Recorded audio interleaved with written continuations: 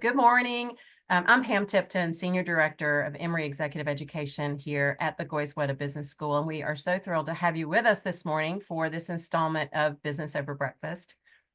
So whether you're a marketer, an entrepreneur, a business leader, or just someone who's passionate about growth, you're in the right place this morning. So today we're going to dive into the mindset that powers some of the most agile and successful companies in the world, the startup mindset. But it really isn't about just launching a business, and it's not just about marketing. It's about how you think, and it's how you create customer value and how you fuel your own personal growth. It's about deeply understanding your customers and meeting them where they are. So you'll learn how to lead with a growth-oriented mindset and apply these principles not just in marketing, but across any role in any industry. So we're thrilled to welcome Kelly Goldston to the mic today to guide us on our exploration. Kelly is an e-commerce executive with experience ranging from startups to billion-dollar brands. She most recently served as the Chief Digital Officer at Spanx, overseeing e-commerce, performance marketing, digital product and customer experience, while also serving as the General Manager for digital Spanx.com business of this beloved Atlanta-based brand. With more than 15 years experience in e-commerce and digital marketing, she's got a proven track record of driving rapid growth, leading digital transformation, and building best-in-class teams. And she's a proud mom. So whether you're scaling a company or scaling your career, Kelly's experience-based insights will equip you with tools and thinking to accelerate in smart ways. So with all of our webinars, Kelly will spend the next 30 or 35 minutes sharing her insights on and how to lead with this growth-oriented mindset. And throughout the session, she's welcome to accept your questions. So we invite you to post those in the Q&A box on the menu bar, or you can also post comments in the chat. But before I hand things over to Kelly, a couple of quick things. One is our next two Business Over Breakfast would be scheduled for Juneteenth and for the day before 4th of July. So we're going to call a hall pass and take a little time off to be with our families, and hope you will too. So we'll see you in mid-July, and we'll have a reminder of that at the end of this webinar. We'll probably send you out a link so that you can go check out some of the prior Business Over Breakfast if you're curious to do so. And I also have an assignment for you. Just call it Summer School for Adults. So during our time off, we hope you'll check out our recently launched fully online asynchronous courses on AI and digital fluency. Also, check out our MBA level courses that are launching this fall. There's an array of those. I'll talk a little bit more about those at the closing of our webinar. But if you're interested in dipping your toe in the water, checking out graduate school, this is a great way to do that. Applications will be accepted through late July, some of them perhaps early August. My colleague Jen's putting a couple of links in the chat. So with that, Kelly, thanks so much for being with us this morning, and I'll hand it over to you. Oh my goodness. Thank you so much, Pam. And that was the loveliest introduction. Can you just call me every Thursday morning and just, I don't know, pump me up a little bit? That was great. Be happy to do so. I highly recommend all of you having Pam talk to you. This is wonderful. So lovely to be here speaking to you all. I'm going to go ahead and share some slides. And while I do that, as Pam mentioned, we are talking about startup mentality this morning. And like Pam said, startup mentality is not just for startups, right? It's how you can think around building a business in ways that promote agility. And you're going to see several other concepts throughout this presentation. Before I get started, I did want to ask folks to reflect on something and maybe pop some things in the chat. I'm curious how many of you have had any experience either at a startup or working in a small business or a nonprofit, anything where you don't have a ton of people, you don't have a lot of structure, and you're trying to build something new. And if you have that experience, I'd love for you to pop a word into the chat that represents how you would describe that culture, how you would describe that startup culture, that small business culture. And everybody can kind of be taking a peek at that and using that as sort of inspiration. So let's get started. We're going to cover three major concepts today, which I think of as pillars of a startup mentality: ownership mindset, customer centricity, and then what I'm calling 10x your strengths. So we will go through all of those and then we'll have a Q&A. But first, Pam already covered a lot of this, but hi, I'm Kelly. I have 15 years in e-commerce and growth marketing roles. The last 10 of that has been in specialty apparel retail. So I was a vice president at a company called Eloquy, which is a plus size women's apparel brand. And that was a true startup when I was there. I was employee number 7. So when I joined, it was just a bunch of people in a room trying to build something cool together. And that was a crash course for me in venture capital fundraising or investor relations, how to pitch your business, because we went through Series A, Series B, and Series C fundraising, and then acquisition by Walmart in 2018. I stuck around then for 2 years as part of the Walmart e-commerce universe, so saw the big company version of when a startup is acquired into that, and saw that difference. And like Pam said, most recently I was at Spanx as the chief digital officer. So I just finished a 5-year tenure there, and I'm taking an uncharacteristic break to spend some time with my family. Like Pam said, I do live here in Atlanta, Georgia. I saw a lot of comments from you on you're experiencing the sogginess too. I'm looking out my window here in Candler Park. And it is quite dreary out there, so I'm happy to be here with you guys instead of just staring at the rain. And I live with my husband and my 7-year-old daughter, who is a diva. I gave it a strike through to not throw her too far under the bus, but she does give me a run for my money. So let's get into it. The first pillar we're going to talk about is ownership mindset. And anybody who has worked with me or for me, or probably met me at a party, has heard me talk about ownership mindset, because it's something that's so important to me personally, and how I work and how I like to work with others. So startup leaders think like an owner. Let's think about what that means. First of all, a lot of startup leaders are owners, right? A lot of startup leaders are either founders of a company, early employees, or they just have equity. This is something that I think startups do really well by incentivizing folks in their organization with equity to make sure incentives are really aligned on how you want to grow the business. A lot of larger companies have equity programs as well. Although sometimes we don't see that work quite as well. So I want to talk about the ownership mindset that's sort of regardless of whether or not you have equity in a company. How do you think like an owner, and how do you encourage others around you to think like an owner as well? So let's talk about what ownership means in this sense. To me, ownership is three things. It's taking initiative, it's showing commitment, and having accountability. So let's kind of break those apart. So the initiative component of ownership to me is about feeling like when you walk in the door or sign on to Outlook in the morning and you're showing up to work, that you are not looking for someone to hand you a to-do list. You're not saying, okay, what are those things I have to do today? But rather, you're showing up with a fresh perspective every morning and pushing yourself to say, what do I see that needs done?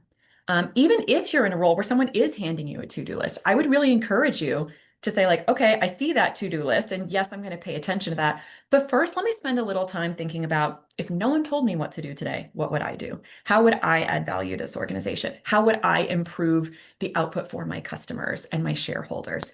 And challenge yourself. If no one is bringing those things up, you be the person that brings it up. Take the initiative, raise your hand, say the thing that maybe no one else is saying because they're scared to. That kind of initiative is a huge component to me of ownership. And then we go to commitment. Okay, so you've brought up an issue that you saw. Now what happens to it? It's really easy to say a problem and walk away. It's really hard to bring up a problem and stick with it and keep bringing it up. And if you brought it up and said, okay, I'll look into this, and then you look into it and it's actually a really tricky problem, or you look into it and you realize that there's going to be someone who's opposed to your solution to that problem, it's really, really easy to walk away and protect yourself. But commitment means you can't go to sleep at night until you figure out how you're going to solve it. And that doesn't mean you yourself necessarily need to solve the problem. Maybe it means that you need to delegate it to the right person. Maybe it means that you need to call a meeting of other folks who are going to be able to help you solve the problem. But commitment is seeing it through. And a lot of this to me is intrinsic, right? It's when I go to bed at night, if there's something on my mind that I know I haven't solved yet, I'm thinking about it. Maybe that's a personal problem. But again, to me, it represents the fact that I care. I cared enough to bring it up. I care enough to see it through. The last component of ownership is accountability then. So, okay, say you saw a problem through, you figured out a solution for it. Maybe it worked and maybe it didn't. Accountability is owning what happened in the end. And the biggest thing for me about accountability is that someone is willing to say, you know what, I got this one wrong. Either this isn't something I should have pursued in the first place, or I had a plan and the plan failed, or maybe I caused a bigger problem in working through this. But taking accountability and saying, I'm not going to sweep this under the rug. I'm not going to make someone else bring it up. I'm going to show up and say, hey, here's what went wrong and here's how I'm going to do better next time is huge in ownership. Because again, that's to me someone who doesn't need to be told what to do, doesn't need to be told what went wrong. It's somebody who's willing to show up and say, I care enough to take ownership of this. I like to think a lot about the power of curiosity when it comes to ownership. And to me, curiosity is having eyes wide open, like so, and really wanting to know more all the time. A lot of this, I use the word intrinsic before. A lot of this is intrinsic, right? A lot of people are born curious people, but I do think this can also be trained and encouraged. As a leader, when I left Spanx, I had a team of about 45 people. It was really important to me that I encouraged everyone to be curious all the time. I would say to people, again, I know you have a to-do list. I know you have stuff you need to get done, but if you see something that just doesn't quite make sense to you, or you see something that you can't fully explain, take a pause and go look into that, because the chances are if something doesn't look quite right or feel quite right, there's probably something under there that's new information that we don't have yet and could unlock something totally new for us to do. I'll give you an example of that. And it's centered around what I call the 5 whys. Some of you may have heard this concept before, but it's essentially a concept to say, if you are trying to understand something, or if you're curious about something, ask why 5 times. So don't just say, why is this happening? Here's a quick answer, I'm moving on. Keep asking why until you get to the real root of it. And that's when you might really unlock an insight that can mean something to your business. So the example I'll share is when I was at Eloquy, which is again a plus size women's apparel brand, we noticed that the return rate was high at one point. So the non-curious leader, right, would probably say, the return rate is high. So people are buying things and returning them higher than I expect them to, higher than I want them to. The non-curious leader says, okay, let me make it harder for them to return. Let me adjust my return policy and make it stricter, and that'll solve my problem. But there's no whys in that at all, right? You're not trying to understand what's going on there. So let's start asking why. So first of all, return rate is high. Why? I look into it and I notice, the return rate is particularly high on white clothes. So again, a non-curious leader, somebody who's only asking one why, would say, okay, white clothes have a high return rate. I'll make less white clothes. Maybe it's just not something I want in my assortment mix. But the curious leader says why again. Okay, why? White clothes have a high return rate. Let's go a layer deeper. We're looking into it. We're noticing white dresses have a high return rate specifically. Okay, why is that happening? Well, let's look at the customer behavior. People are buying a lot of white dresses at once. They'll buy 5 or 6 or 7 white dresses and then return all of them except for one. Okay, so why is that happening? Now we're getting down to the real insight, the real root of it. And what we uncovered is that this is plus size apparel, where there's not a lot of options for people out in the market of any kind of apparel. And we found that a lot of women were buying wedding dresses from us. Now we didn't make wedding dresses, but we made a lot of cocktail and special occasion dresses. And a lot of women were coming to us and having a backyard wedding or something more casual, and they didn't have a lot of options in the market, so they didn't feel like they could go to most wedding dress boutiques. So they would come to us, they would buy every white dress we had, return most of them, but keep one. And this is the most interesting part, and where our curiosity led us, is not only did we find that most people engaging in this behavior were keeping one of the dresses and actually using it as a wedding dress, but they had an extraordinarily high value after that, meaning they kept that wedding dress. It meant something to them. Eloquy, our brand, was with them on their wedding day, and that built such a strong sense of loyalty that then they would come back at a much higher rate than other customers. So in the end, these aren't bad returns, actually. The non-curious leader would have said, I want to discourage this. This isn't what I want in my business because we want them to keep the product. But the curious leader actually gets to the point of figuring out that's actually something I want them to do because it's making them a really good customer in the end. And it unlocked a business opportunity for us that we went on to partner with a well-known bridal brand in New York and create our own line of wedding dresses, which not only filled that need for the customer, but we got a lot of amazing press and created a lot of great relationships in the process of that. So to me, again, this represents ownership because having the curiosity of not just saying, the returns are high, I don't like it, let me squash that behavior, but actually saying, what's going on here and what can I learn from my customers? That's the kind of ownership that then drives new business opportunities. I also like to talk to my teams a lot about this ownership challenge, which I will give to all of you. So take a minute right now and imagine that you're walking through your office, either an office where you currently work or, pretend it's back in 2018 when you go into an office every day, if you're a remote worker. Imagine you're walking through that office and as you walk by a trash can, you see a crumpled up piece of paper that's on the ground beside the trash can. You're in a hurry, you're getting to your next meeting, maybe you're going to fill up your water bottle, who knows? Do you walk right past that piece of paper? Do you stop and look at the piece of paper and roll your eyes and think, I can't believe somebody would just leave that there? Do you think how careless that somebody missed the trash can when they tried to throw that in and they didn't do anything about it? Or do you lean down, pick up the paper, and put it in the trash can?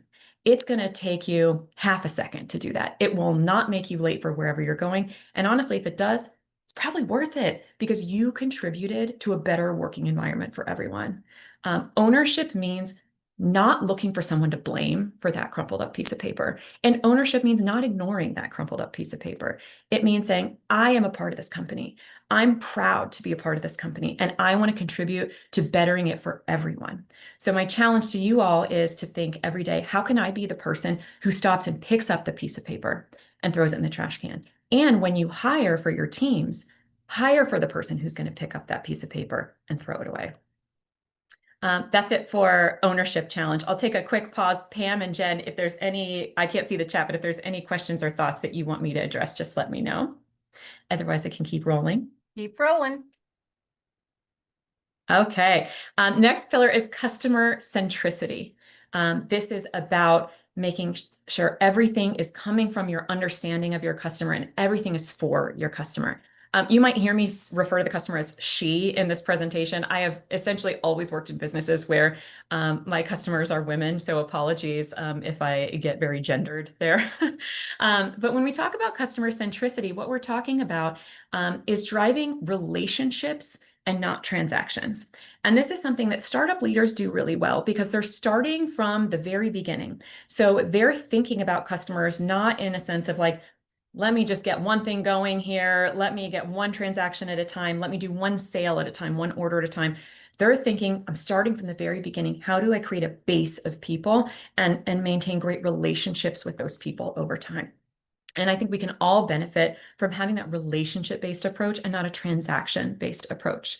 The first step of this is just understanding who your customer is. And for people in different industries, this is going to look very different. So you might be thinking to yourself right now, this is all well and good, but I don't work in e-commerce and I don't sell a good to an individual end customer. Okay, but you probably have different kinds of customers, either internal customers or external customers. You might work at an agency where you serve other brands and it's B2B. You might be serving folks within your current company who are collaborators who rely on you, or you might be serving shareholders. That might be your customer. Whoever it is, you can keep them in your mind and apply that to what we're going to talk about. When I say startup leaders focus on relationships and not transactions, a lot of this comes down to a key metric that I hope many of you have heard about. There's actually been a lot of great research on this metric right here at Emory, but it's customer lifetime value. So this is frequently abbreviated either CLV for customer lifetime value or LTV for lifetime value, sort of interchangeable. But customer lifetime value is the net profit of a customer over their entire lifespan. So when I say think about relationships and not transactions, I mean, don't just think about that first order or that first interaction or that first sale. Think about how long they are going to be with you as a customer and what total profit they will generate over that entire lifetime and how you can maximize that throughout their entire relationship. This graph shows that, you're going to have some customers that are moderately profitable. You're going to have some that are very, very profitable and some that are not profitable at all. Thinking about everything as associated with customer lifetime value, again, whether it's a true end user or whether it's someone internal that you're trying to serve over time, this is going to help you understand where you should be putting your time and energy because you want to be investing in those very profitable customers. You want to acquire more of them. You want to nurture them because making a good customer better is going to pay off generally more than taking a bad customer and trying to make them a good customer. Let's explore a little bit more about customer lifetime value and what that looks like and what we mean when we say that. I like to think about it as an iceberg. So above the surface, you have just that first transaction, that first order, that first sale, whatever that first touch point is. So as a leader, as I'm thinking how I'm going to grow my business, I can either say, I'm going to go find as many little iceberg peaks in the ocean as I can. So this is me in this little orange boat, right? I'm going around, I'm looking for peaks. I can either say, that's all I'm doing. I'm looking for the peaks. I'm looking for the obvious thing. I'm looking for what I can point at and name right now. Or I can say, I'm going to find peaks and then I'm going to figure out what's down below and I'm going to nurture that and grow that because there's so much more that you can do with an existing customer than you can do from just what's above the surface of a lot of new ones. So we need new customers. We need new folks coming in to fuel a growth engine, but we're missing something significant if we're not paying attention to what happens after that. So the customer lifetime value is what's underneath the surface. It's going through steps to take a customer and engage them further, getting them to make that first repeat purchase. Perhaps they're joining a loyalty program or joining a subscription model. Maybe you're cross-selling them into higher margin items. So maybe they came in on something that you don't actually make a lot of profit off of, and it's a loss leader. Okay, great. How do I nurture that person, get them to other categories that are going to be higher margin and ultimately make a better business for me? And of course, referral is important here too. So this is a way of taking the customer funnel, essentially, of how someone grows over time and taking it into account from the very beginning. So when I'm going and looking for those iceberg peaks of new customers, again, I'm not just thinking of like a one-off sale that happens that day, but I'm saying, how do I find the iceberg peaks that I think have the most bulk below the surface? And then how am I investing my time in exploring that? This is something, again, startup leaders do very well out of pure necessity. But I think sometimes as companies get bigger, it's really easy to focus on just the peaks that are above the surface and go finding those. I would really encourage you all to have the mindset of what is below, how do I nurture that full relationship over time?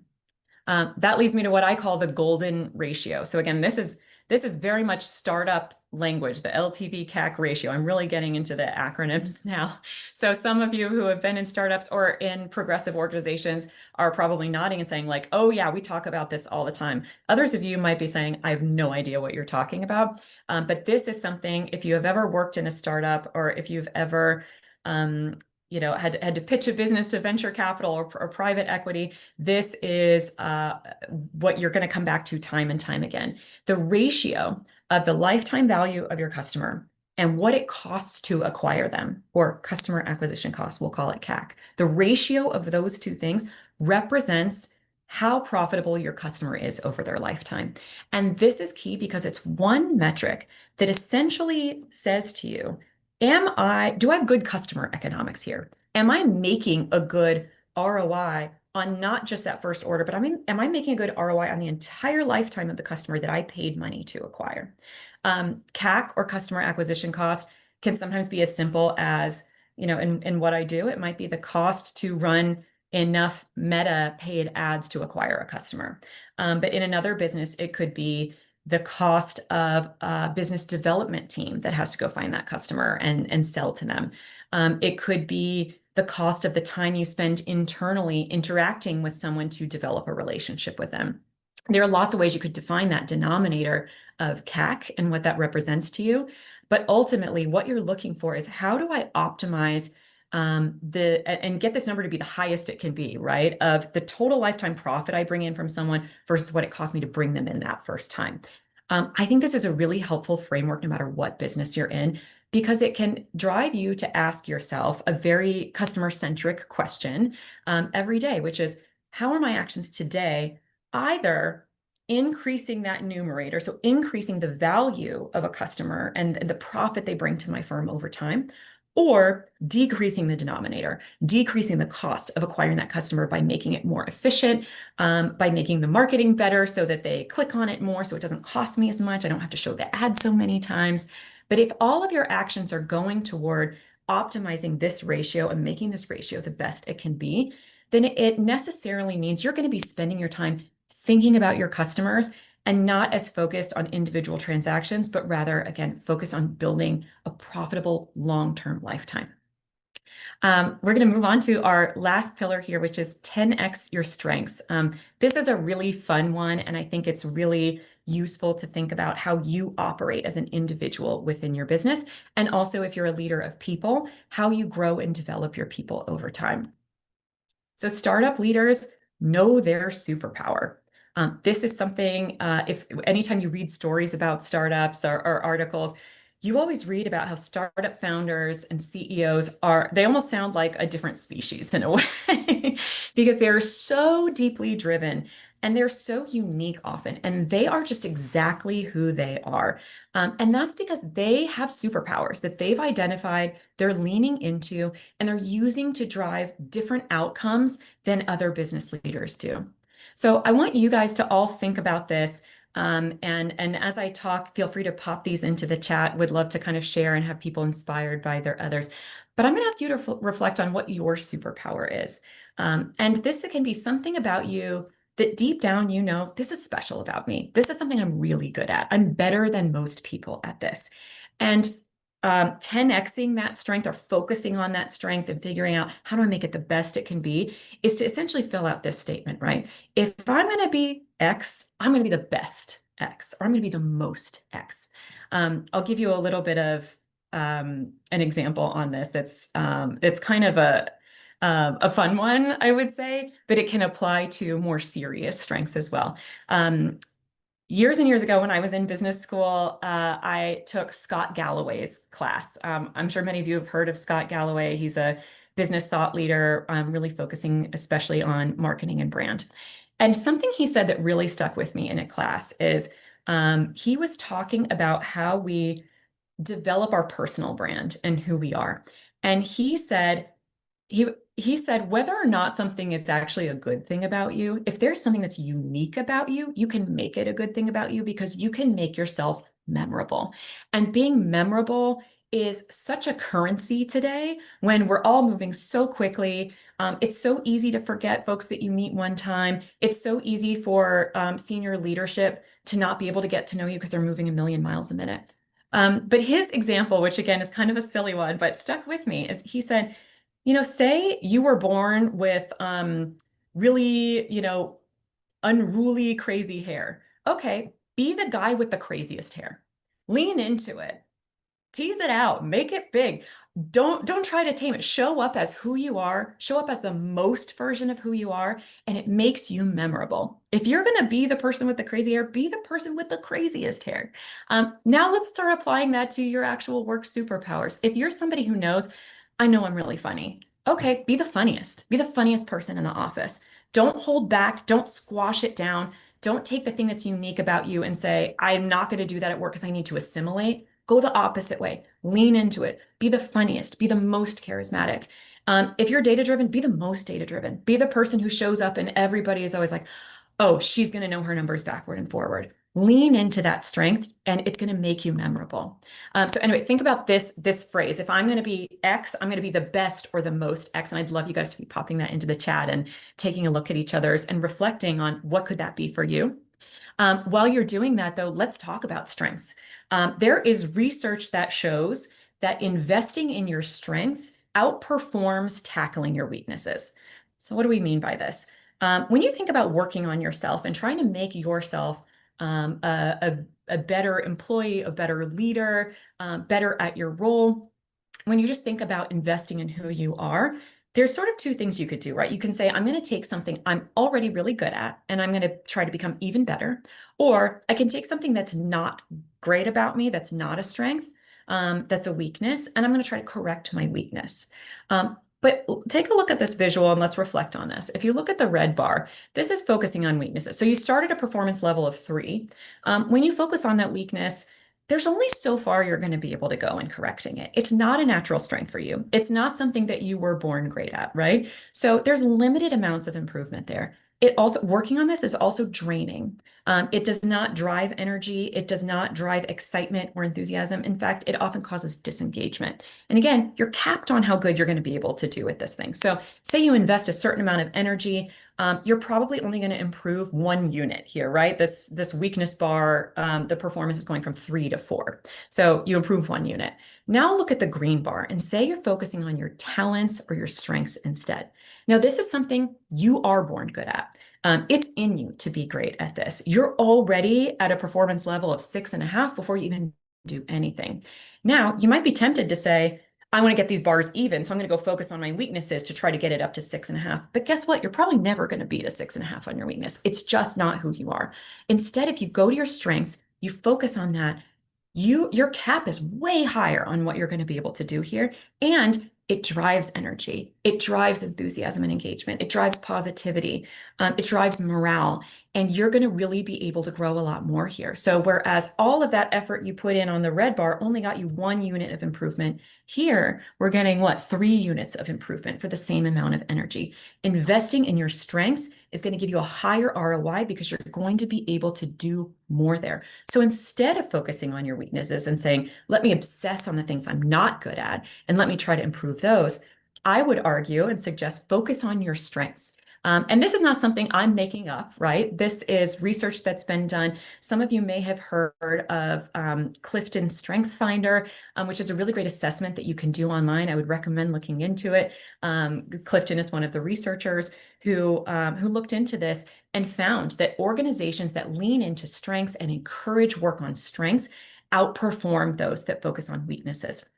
And so this Strengths Finder assessment is really fascinating because it focuses on what are the things you're already good at, and let's put your energy into being the best or the most version of that instead of spinning your wheels on something that maybe you're not great at right now.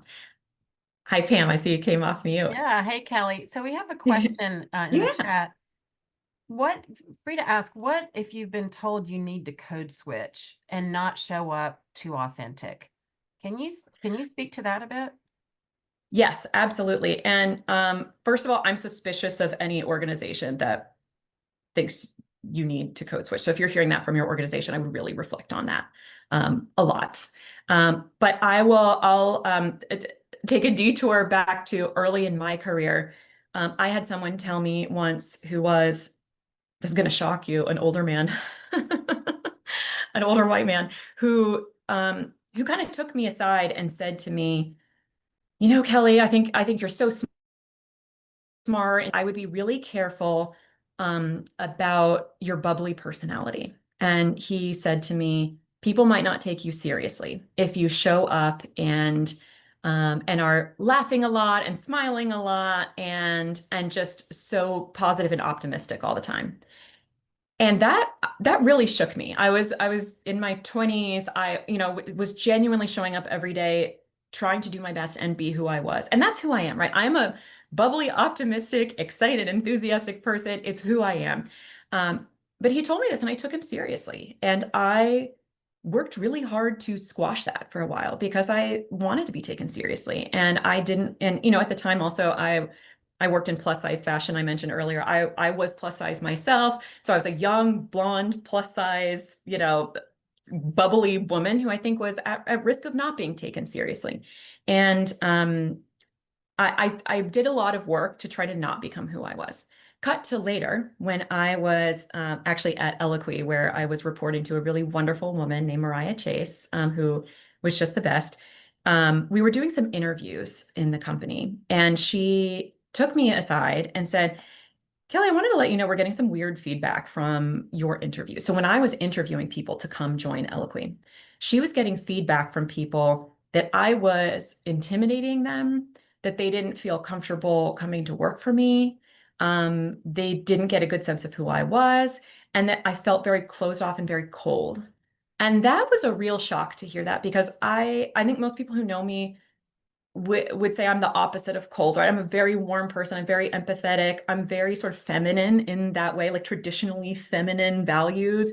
And not to get gendered, but traditionally associated with femininity. And what occurred to me then is I was working so hard to squash the things about me that were authentic that it was having the opposite effect. I was coming off as inauthentic, cold, shut off, and people were not responding well to that. And what that opened up to me was a moment of reflection to say, I am best when I'm authentically who I am. And if the organization doesn't like that, it's not the right organization for me. Or if a certain man doesn't like that, he's not the guy for me, and I need to find another home. Now that's easier said than done, right? And I also recognize that I'm coming from a place of privilege, racially, that others might not have access to. I would encourage you though to find your home, find the people who are going to support you the way that you are, including come work for me if you need to. Because I believe that true authenticity and being who you are is always going to drive the best outcome. Kelly, I want to follow up on those Yeah. comments. So, first of all, that's incredibly encouraging to hear. But as we were kind of in the green room, if you were preparing for the Yeah. webinar to start, Yeah. and just chatting, we kind of got into what it was like to work for Sarah Blakely. I mean, she's a Yeah. well-known, let's say, Mhm. personality here in Atlanta, especially for women leaders. She's very inspiring. And you made some comments that I thought were incredibly relevant to what you just talked about. Would you mind sharing some of what you shared with us about what it was like to work with Sarah? Yes, totally. So I worked at Spanx for 5 years, and I was so fortunate to work with Sarah Blakely. And I'm sure many of you follow her on Instagram, if you're just somebody who's interested in business leaders. And I will say she is exactly who she is on Instagram. She is warm and funny and vulnerable and family focused. And she brings that whole self to work with her. And I think there's something about that by having a leader and a leader as powerful as Sarah and as accomplished as Sarah, having her show up and bringing her whole self to work sets a tone for the total organization that we can all bring our whole selves to work. And so, again, this is easier said than done. I want to recognize that, but I think we should all be putting pressure on organizations that we work for, both being part of the change ourselves and also demanding this change from leaders, that all workplaces should allow us to bring our whole selves to work. I was reflecting earlier that, it's 2025, right? Your workplace can find you anywhere. You can get a text at night saying, hey, I need you to jump on and take care of something. You're going to have pressure to work evenings and weekends. You're accessible outside of work hours in a way that, a couple generations ago was not possible. That is possible now, and it does happen now. And if work is going to bleed into your personal life, it's only fair and it's only natural that your personal life also bleeds into work. And so when I talk about authenticity, a lot of that is bringing your whole self to work and recognizing, and businesses need to recognize that it's okay for people to need to go handle a doctor's appointment in the middle of the day, or to be on Zoom and have your son come onto the screen because he's homesick and you're doing the best you can. If you're in an organization that doesn't respect or allow for that to happen, I would really question that. And I would think, how can you be a part of that change in the organization? Because again, I would say it's unfair for an organization to say, I'm going to bleed work into your personal life, but your personal life can't bleed back into work. A leader like Sarah is somebody who not only acknowledges that that's going to happen, but sets a tone from the top that it's okay for that to happen, and that you can be someone who's incredibly ambitious and accomplished and smart and shrewd, and you can be a whole person who has other things going on in your life.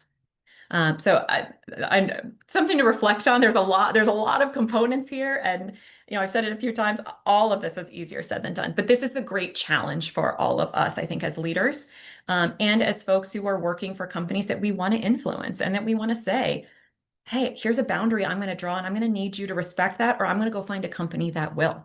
And if you are somebody who is bringing a strong work ethic and bringing great output, that you have some power, and that company should reflect that, and recognize that, and figure out how they can adjust to meet you and to meet others like you to become the kind of company that welcomes that. This is all going to happen over time, of course. But coming back to strengths and weaknesses, this is not about ignoring weaknesses, right? This isn't about saying, I don't need to fix anything, I'm perfect, I'm only focusing on my strengths, but rather it's having a framework where the work you're doing to build upon yourself and to really focus and improve on things is on your strengths, and that weaknesses rather are about understanding your weaknesses and managing your weaknesses. Now, there are certain, table stakes things you're just going to need to be able to do in your job, right? And if you can't do those, then it's probably not the job for you to begin with. So again, I would reflect on that. But if I'm somebody who says like, I know, well, I'll give you one. I know a weakness of mine is I'm impatient. It's just true. I know it. I've taken a lot of leadership assessments that tell me I'm impatient. It's something I know about myself. And I think I'm a great leader in a lot of other ways, but something, if I show up to a new role or I have a new manager, a new direct report, I share it and I ask for their help managing it. So, say I have a new direct report coming in, I'll meet with them and say, I want to share a little bit with you about how I work, where I'm stronger, where I'm weaker. And one area I'm weaker is I can get impatient, especially in times of stress. And I need you to push back on me if that's happening. If I'm coming to you and asking for something too fast, I need you to be the brakes. And I want you to be the brakes. I'm inviting you to do that to help me correct for my weakness. And because I'm aware of it, I understand it, I'm working to manage it. I'm not trying to change something about myself that honestly might never change. I'm just managing it to make sure it doesn't negatively impact my work or the people around me. So going back then to what's your superpower? Again, if you haven't popped one of these in the chat, I would really encourage you to. If I'm going to be X, I'm going to be the best X. And I would really encourage you coming off of this webinar to reflect on that. And if you take nothing else away from this, I would think, what makes me different? What makes me great? And how do I lean into that and take ownership of that and make it so every time I leave a room, they're saying, wow, she is so good at X. What is that thing? That's your personal brand. That's your superpower and your strength. That's what a startup leader would be leaning into to create their career. And that's what's going to help you succeed no matter what industry you're in. So we talked about 3 different pillars today: ownership mindset, customer centricity, and 10xing your strengths. These are all things that, having spent a lot of time in startups, absolutely drive success in that environment. And I really believe as I work in bigger and bigger brands throughout my career, taking these concepts and figuring out how to apply them into larger companies is going to improve the output, is going to improve your personal experience at that company, and is going to ultimately drive success. Thank you guys so much for having me. I know we're going to do some Q&A, but I wanted to pop up my Instagram and my LinkedIn because I would love to connect with you all as we talk further. Great. Thank you, Kelly. And yes, we've got several questions. I'm going to go back to ownership mindset. So we had a note that came in kind of early on, and I didn't want to interrupt, which is why I just said keep going. But it was, I thought this was a great question. How do you identify an ownership mindset when you're in the hiring process? Oh, great question. And I think this is probably one of the most important filters for hiring. So I mentioned when I left Spanx, I had a team of 45 folks. So I have interviewed and hired a lot of people over the years. I'm sure many of you have too. And I think as you have that interview, it's sort of tempting to kind of go down your list of your behavioral questions, of the things you're trying to check off, and really focus on the functional components. I would say when I look back at success in hiring over the years, it's almost never about their functional expertise. Now, again, there's table stakes of if the job is an analyst, you can't hire a creative, right? Like you need to hire someone who can do the job. But whether or not someone's going to be excellent at their job usually goes back to these soft skills. And I would put ownership mindset number 1. And so when I'm interviewing someone and I'm hiring for them, I am looking for stories that they're telling me that go back to those 3 components of ownership I talked about. I'm looking for like proactivity, somebody who is like identifying problems themselves and not being handed to them. I'm looking for commitment and accountability. So if someone in an interview tells me about a time that they truly messed something up, and they're not just telling sort of the interview version of that, but they're really taking ownership and saying, here's a time where something actually really bad happened, but here's how I fixed it. That to me is a huge green flag, right? A strong ownership. But I think one of the biggest things is people that are noticing problems in the first place and have that curiosity. So as they're telling me stories, I'm probing and looking for, is everything you're telling me about your successes, did it come from someone telling you to do something, or did it come from you being curious about the business, wanting to know more and driving that action yourself? Mm, that's great. Thank you. Mhm. So then shifting to that customer centricity, we had a question that came in from Adam. What's the most important factors to highlight when you've investigated a new area, found a project you think would help the business, but are now having trouble convincing management that it's a good idea? Ooh, here we go. This is the real stuff, guys. Um, yeah, I mean, often I think if you found a problem that doesn't want to be solved, a lot of times people have known that it's a problem, but there's someone blocking it. And I think a lot of times it comes back to one person who is influencing others, that there's something that there's a an incentive that's not aligned there, right? It's like if you pursue and fix that problem, it will mean something bad for someone else, or it will expose someone else as having missed something. So I think one of the best things you can do there is really do your research on why this problem happened in the first place and who are the players here. And I would look for the person who will suffer if the problem is solved. And try to focus on like what is that, who is that person? What's their motivation? Why are they blocking this? And figure out how to make it good for them. Um, if I think of, I made a decision a year ago, it caused a waterfall effect, and now something bad is happening and someone's trying to expose that. I might have a tendency to say like, oh no, it's fine. You don't need to do that. But if someone came to me instead and said, hey, I noticed this thing. You seem like just the leader to help me solve it. Can you help me put together what it would look like to solve that? Suddenly I'm being given the keys, right? Of like, I can actually be the person who solves a problem and not just the person who is exposed by a problem. So I would again try to like really get in there and diagnose who's standing in your way, why are they standing in your way, what do they stand to lose by this problem being exposed or this project moving forward, and then figure out how to get them on your side and make it a good outcome for them and not a bad outcome. Um, it may be more complicated than that, right? There may be bigger reasons, but I think a lot of this stuff comes down to people and incentives. Yeah, and that reminds me of that old adage of keep your friends close and your enemies closer. It's kind of winning on someone by enrolling them in helping to solve the problem once you figure out that they Yeah. might be the resistor and you get an understanding of why. I think that's Mhm. really great advice. Yeah, and it goes back to curiosity, right? The five Yeah. whys. Like, why is this not going through? What's happening here that I'm not understanding? And I think really getting to that root why, that root insight can sometimes unlock for you, like, oh, okay, so this is how I can make this actually a success for the person who's standing in my way. And I think this is a perfect application of the five whys because Mhm. sometimes the initial why isn't the real why. Mhm. You Yeah, know, exactly. you have to Got to keep keep going. going. Yep. Yeah, got to keep going. So I loved this question. So it's back when you were talking about your authentic self showing up to work. Mhm. But Court asked a question about, or just to ask if you would comment, so Mhm. many things are changing. And the question really was, please comment on reinventing ourselves as Hmm. times change.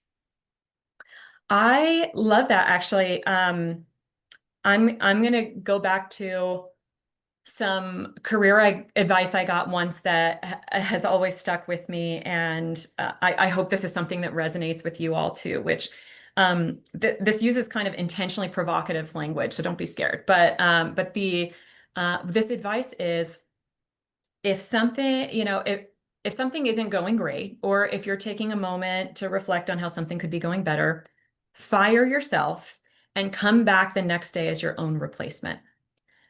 And I love that advice because what that means to me is have the courage to show up and take a totally different approach one day. Have the courage to correct a course of action that was not going well. And also open yourself up to just acknowledging those things.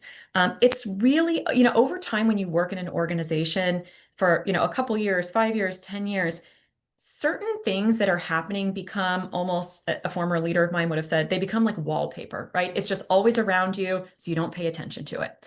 But over time, as you're ignoring those things, they're compiling, right? Things are changing around you and updating. But if you think about if you showed up for the first time ever as a new hire, coming back as your own replacement, you would be looking around, eyes wide open, and you would be asking all those questions. You would be saying, why are we doing this that way? This doesn't seem to make any sense. How come we approach it this way? And maybe it's because it made sense 2 years ago, but it does not make sense anymore. But you have to challenge yourself, right, to be your own replacement, to come back and say, what has changed? What's new? And if I were a new hire who weren't scared of anything and who didn't have preconceived notions, what would I be challenging?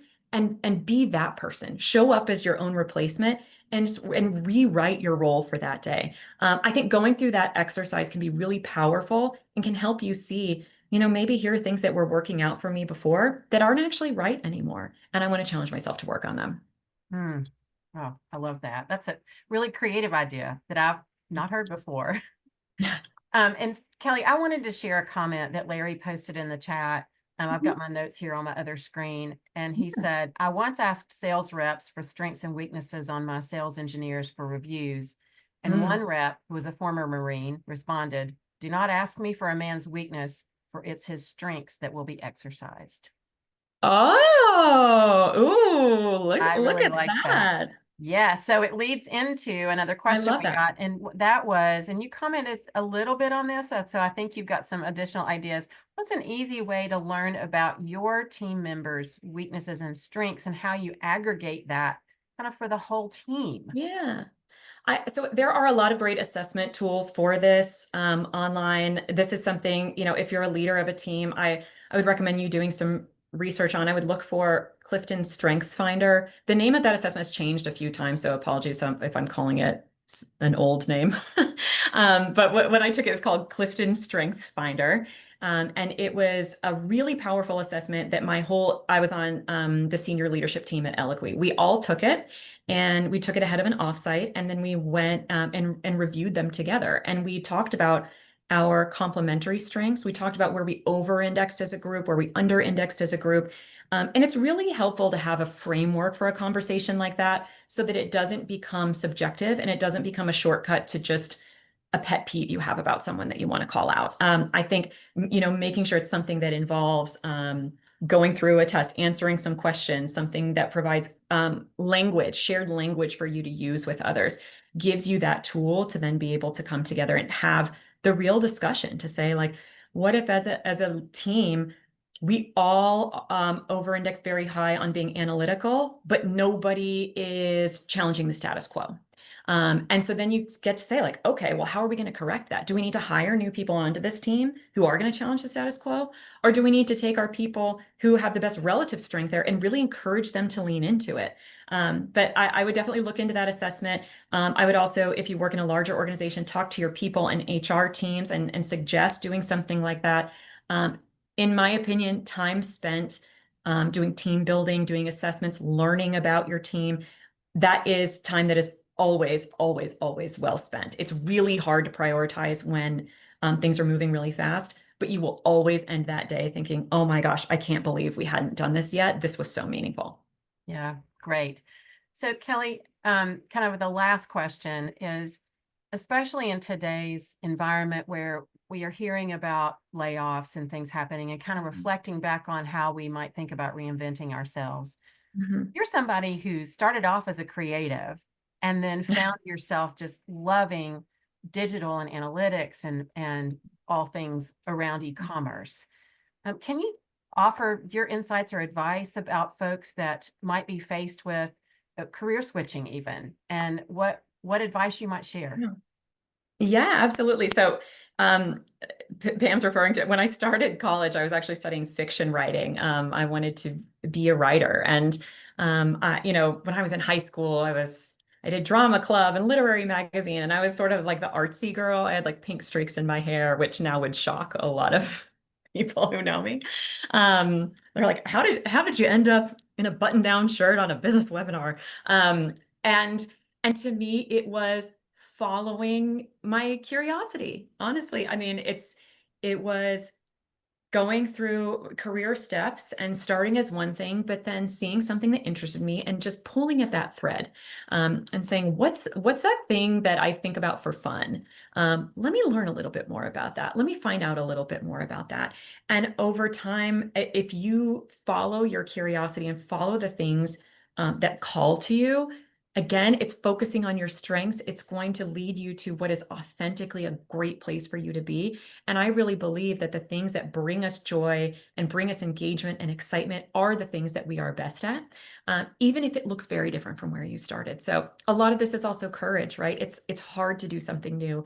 It's hard to put yourself out there.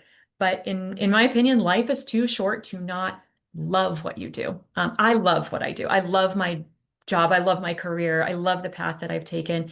And I think if I were spending 50, 60 hours a week doing something I didn't love, at the end of my life, I would look back and regret it. And so I would encourage you all to say, if you're a little bored, if you don't feel like you love what you do, if you don't feel lit up by it, if you don't think about it at night before you go to bed, challenge yourself to say, when is the right moment for me to find the thing that does that for me? And maybe it causes a lifestyle change. Maybe you have to change other things to accommodate that, but it's worth it because again, like we only get one of these lives. So I think you should do the thing that really just lights you up.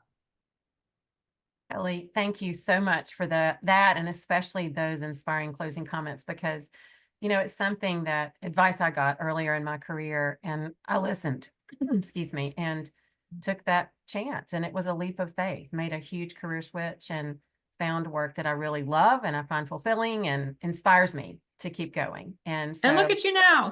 there you go, getting to do work I love. Yes. Thank you so much for sharing your insights and experiences and stories with us today as you challenge us to have that startup mentality. And before we close, I want to quickly share just a few updates and especially a quick reminder on our business over breakfast that are upcoming. So again, we are going to take a couple of times off because of the upcoming holidays to celebrate Juneteenth and July 4th holidays. We hope you'll have a happy and safe holiday. And then on July 17th, I just realized I am covering up part of the slide there. On July 17th, Professor Wei Zhang will join us for AI does so much work for me. So why am I still working longer and longer hours? She is our Associate Dean of Academic Affairs and is just so insightful, been doing a lot of work in the AI space. And then a quick reminder on some of our upcoming programs this summer. As I mentioned at the front end of the webinar, we've launched new asynchronous digital analytics programming. You can check those out on our website. There are certificate programs and individual courses. And then also, if you're interested again in dipping your toe into graduate studies, we are able to offer through executive education a number of MBA courses that are 4-credit courses. I've tried to list as many of those there as possible, but in the categories of marketing, finance, and business acumen, whether it's AI and marketing or perhaps global macroeconomics or maybe even applied entrepreneurship. You can check out these and all others by visiting our website, and I think Jen's going to pop a link into the chat.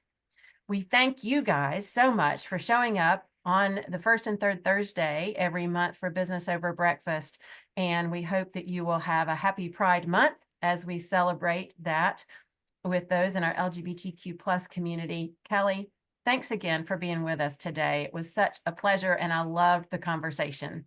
Take care and have a good rest of your day. Thanks, everyone.